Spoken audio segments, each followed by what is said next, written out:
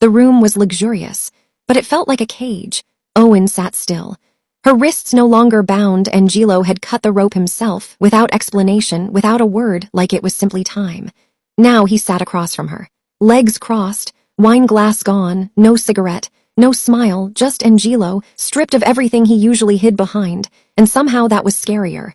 "You're not what I expected," he said quietly. Owen said nothing. Her eyes tracked him. Calculating, waiting. "I've been watching your mother for years," he continued, casual, like they were having tea, and somehow, his eyes moved to her face, studying it, "I completely missed you." Owen's jaw tightened. "That doesn't happen often," he added, almost to himself. A pause settled between them, heavy, but Angelo didn't fill it with threats. He filled it with something Owen hadn't prepared for, questions. "How is he?" Owen's eyes narrowed. "Who?" Angelo looked at her. "Father." The name landed differently than Owen expected, not like a weapon, like something heavier. "How is he really?" Angelo pressed quietly.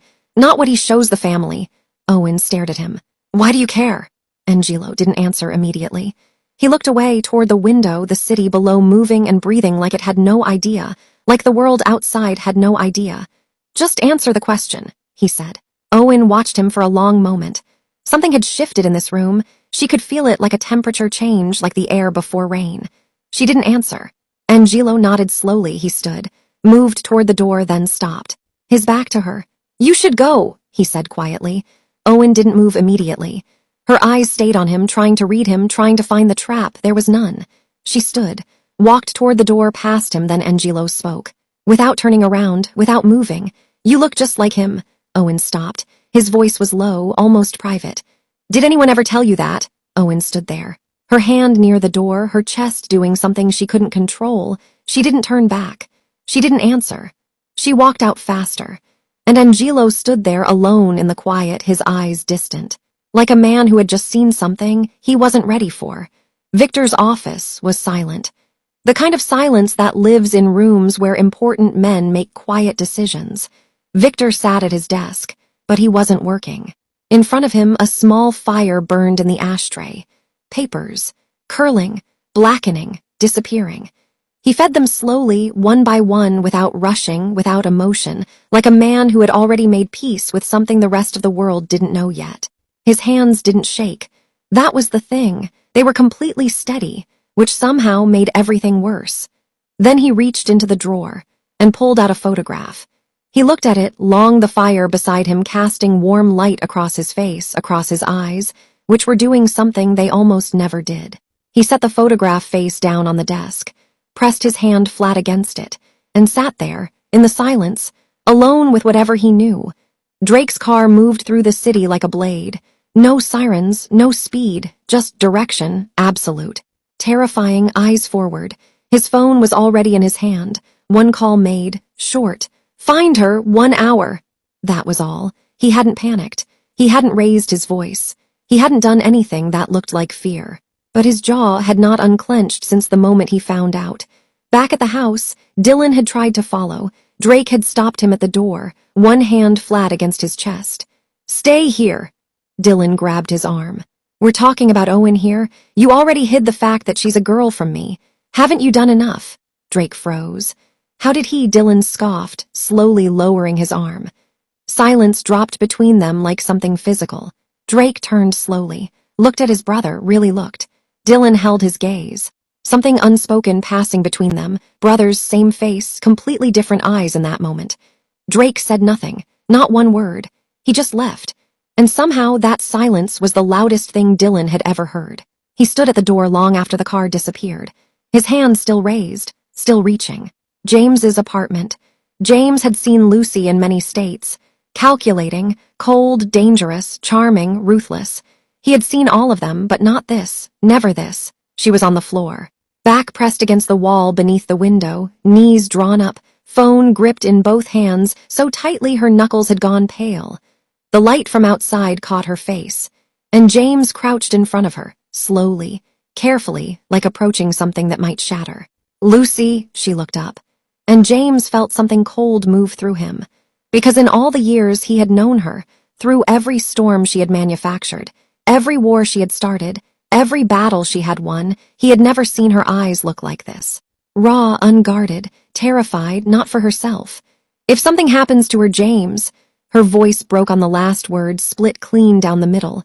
Everything I did, she stopped, swallowed hard. Her eyes glistened, all of it. Her voice dropped to almost nothing, meant nothing. James said nothing. For the first time in his life, he had no words, no strategy, no calm observation.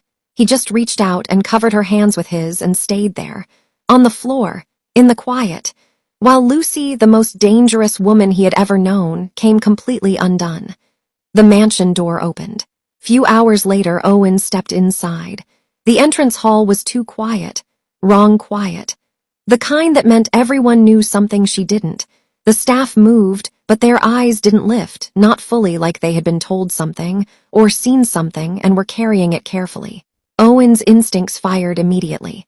Her eyes swept the room, exits, faces, atmosphere, then Lucy. Coming from the hallway fast, too fast for Lucy, who never moved without calculation, she crossed the room in seconds and grabbed Owen, both arms, pulling her in, holding her so tightly Owen felt her ribs compress. Lucy said nothing. Not one word, just held her. Owen stood there, stiffly at first, arms at her sides. Her walls up, her instinct to pull back. But something about the way Lucy was holding her, like she was confirming she was real, like she had spent hours imagining the alternative. Owen's eyes closed. Slowly. And she let herself be held, just for a moment, just this once. Then, over Lucy's shoulder, Owen's eyes opened, and she saw him, Victor, standing at the top of the staircase. Still, looking down, not with anger, not with suspicion, with something that stopped Owen's breath completely. Recognition, like every piece of something he had been quietly assembling, had just clicked. Lucy felt Owen stiffen. She pulled back, followed her eyes, and saw Victor. Something moved across Lucy's face, fast, then gone, replaced immediately by composure, but her hand found Owen's wrist and held it. Victor descended the stairs, each step slow, measured. The whole room contracted around him. The staff disappeared without being told. He reached the bottom, crossed the entrance hall, and stopped in front of Owen. The silence was enormous. Victor looked at her. Long, too long. Owen didn't look away. She wouldn't, not now, not ever. Then Victor's hand lifted, and very gently, he placed it against the side of Owen's face. Like he was seeing something for the first time and confirming it all at once. His eyes did something Owen had never seen them do. They glistened. Just slightly, just once. Then he straightened, cleared his throat, dropped his hand, and said quietly, "My office." He turned and walked away. Owen stood there for just a second, then felt it, a hand on her wrist. Lucy. Owen turned. Lucy's eyes were wide, more afraid than Owen had ever seen them.